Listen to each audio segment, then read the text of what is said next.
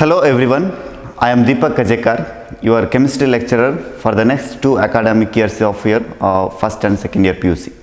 Now, before starting with the lesson, I want to tell you something that I think that your batch of PUC is going to be the special batch of PUC of all time, because we have never started an academic year without having any face-to-face interaction with students.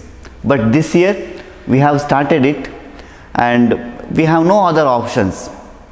So you have got smartphones in your hand. Luckily your parents have provided it. So at least a smartphone, if not a laptop or a tab. Now it is up to you. You may use it for your wellness. You can use it in a proper way and you can learn anything from that. And one more possibility is that you can misuse it. So that is your choice. So if you use it in a proper way and if you gain some knowledge from that, your smartphone will be the greatest friend of your life. And if you misuse it, it will be the worst enemy of your life ever. So remember it. I request you to use in a proper way. And one more thing, you cannot avoid using any gadgets or technology in these days, because now world is growing very fast. You cannot avoid any technologies. If you avoid it, if you are unaware of those technologies, you are like a illiterate person. So in our parents generation or grandparents generation, so at that time the illiterate persons were those who don't know how to read and write. But in the future, in your generation or in our generation, the persons or the illiterate persons are the persons those who don't know how to use these gadgets properly. So you may say that when I say it, using of the smartphone, we can use it. We are using it smartphone for a long time, and we know how to use it properly. We know how to watch the videos. We know how to send the messages. That is not the proper way. You should have some basic settings or basic things about technology. So try to learn it. So I know most of the students I have seen, those who don't know about the difference between email and Gmail, those who don't know how to convert an Word file into PDF file. So those are the things, those are very basic things. No need to have computer science in their curriculum. So just by using it in a proper way, so you can learn it. Okay, so don't misuse your smartphones and your laptop that your parents provided to you. Okay, so you have chosen PCMB or PCMC for the next for the study of PUC. Now you may have some goals or you may have some dreams, so start working on that. So every day review your activity. So whether I am working on that, whether I am reaching near to the goal or reaching near to the your dream. So what you have decided to be. So it may be anything. So any field or any area or any job is not a small. So you can decide. It's your decision. So decide it properly and start working on that now only. Okay, so with this I wish you all the best, and I will start with the chemistry. So in the first chapter I am dealing with is organic chemistry, some basic techniques and principles. Now this chapter is one of the important chapter for your first PUC. Not only for your first PUC, it is also important. You should remember the concepts of this chapter as long as you are in the field of chemistry. At least you will be in the field of chemistry up to second PUC. So you should remember up to second PUC. Okay. So now you might have studied about carbon and its compounds in SLC in class 10. So you might know something about organic chemistry. So yet I will be reintroducing the topic to you. Now here I have written one element, that is carbon. Carbon as an element is very interesting. Why? Because if you keep up just periodic table and one side, and carbon and its compound one side, all the other elements of periodic table in one side and their compounds, and carbon and its compounds in another side. Our study of carbon and its compounds alone will take us whole lifetime. There is so much to study about carbon. And one more thing, these other elements of the periodic table will not form as many compounds together, will not form as many compounds as carbon alone will form. So that is why carbon as an element become very interesting. Now here carbon is the sixth element in the periodic table, and atomic number is 6. It has 6 protons, 6 electrons, and the electronic configuration of this carbon is 1s2, 2s2, 2p2, or you could say 1s2, 2s2, 2px1, 2py1, 2pz1. So you might not be knowing about this, but you will study in a separate chapter about this electronic configuration and all. Okay, don't worry about that. Now in the outermost shell, if you see, the outermost shell of carbon has 4 electrons. So in order to complete its octet, still it needs 4 electrons. That means carbon can form 4 separate bonds, right? So carbon has capacity to bond 4 separate bonds. Now here, in order to form 4 separate bonds, carbon should have only 1 electron in the one orbital. In the outermost shell there are 1 orbital here, so p has 3 orbitals, so that is total 4 orbitals, but 4 orbitals has 4 electrons, but this orbital alone has 2 electrons.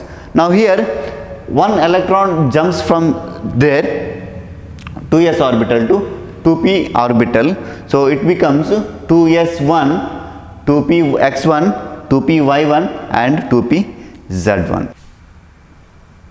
2s1, 2px1, 2py1 and 2pz1. So this is how the excited state electronic configuration of the carbon will look like. Okay. Now carbon forms compounds, or it combines with many elements like hydrogen, oxygen, nitrogen, phosphorus, sulfur and halogens. So it forms covalent bonds with these elements. Not only it combines with these elements, it combines with itself. It forms covalent bond with itself, and that property is called catenation. So this property of catenation increases the number of covalent bonds in the number of compounds in carbon, because by the property of catenation, carbon can form long chains, it can form ring like structures, it can form branched like tree like structures. So many compounds are possible with the carbon alone.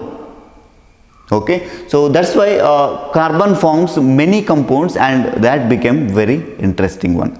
One common thing, that whenever they found any compounds from the animals or from the organisms, they usually contain carbon in it. So whatever the compound obtained from carbon or the organisms, they contain what? Carbon in it. Now that's why some scientists were classified this organic chemistry or the study of carbon compounds into organic chemistry. So let me tell you in detail about that. Now before that, organic compounds are vital for sustaining life on earth and include complex molecules like DNA and protein. So DNA and protein that contains in every cell of the organism. So that is also contains carbon. So that constitute essential compounds of our blood muscle. So blood is made up of so it contains some organic compounds. Muscles are made up, and skin is also made up of some organic compounds. Now these things made the study of carbon and its compounds are called as organic chemistry. Not only in organisms, so it finds organic compounds are found in compounds like polymers, that is polystyrene or polythene bags you use, so dyes, that is coloring agents, then medicines. Obviously when medicines are used in organism, that means that there should be an organic compound.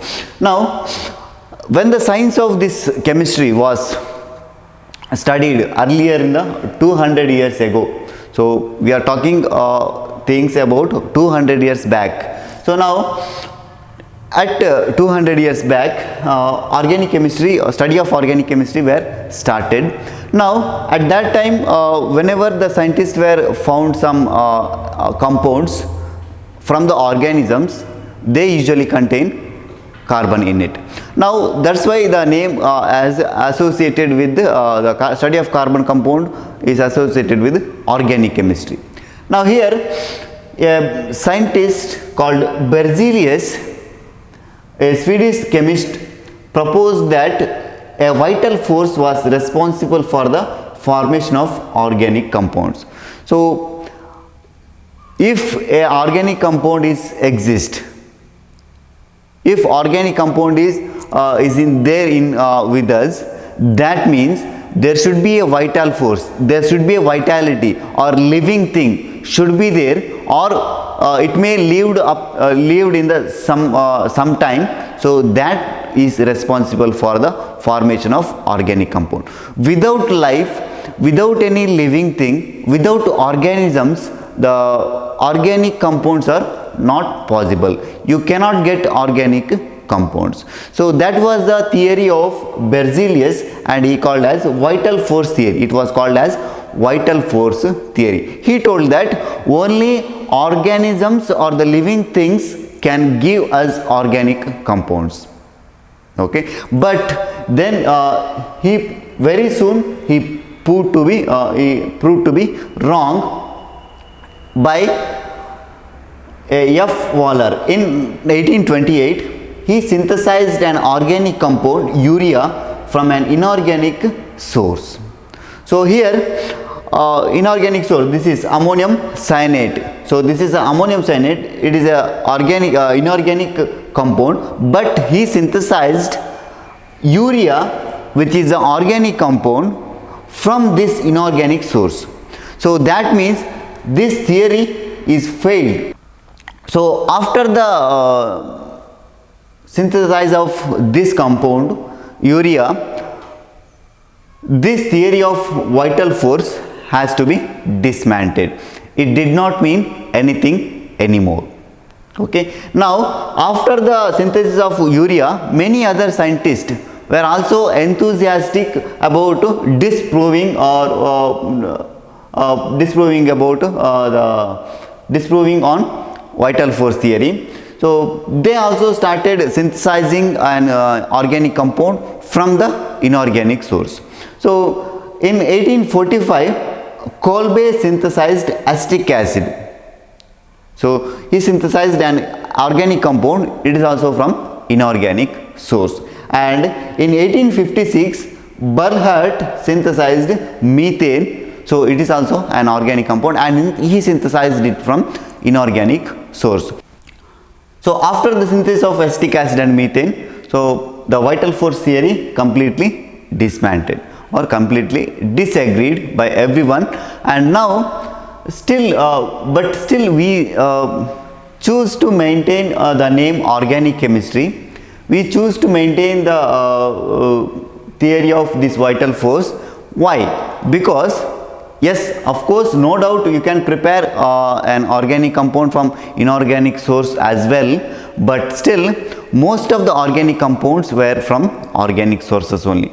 And if you do not keep this carbon and its compounds separately, it may be difficult for studying with the inorganic chemistry. So rather than mixing these two, if you just keep up these two separately, then it will be easier for us to study on the carbon and its compound. So study of this carbon and its compound or the organic chemistry is one of the very important, because so it is related to our life, it is related to our life and death, because carbon compounds or organic compounds are nothing but they are the compounds originated from the organisms. Okay, so that's why this chapter is going to be the it is one of the important chapter for you. So in the next video I will take a little bit up. So with this I will end up my first session, first video. Thank you.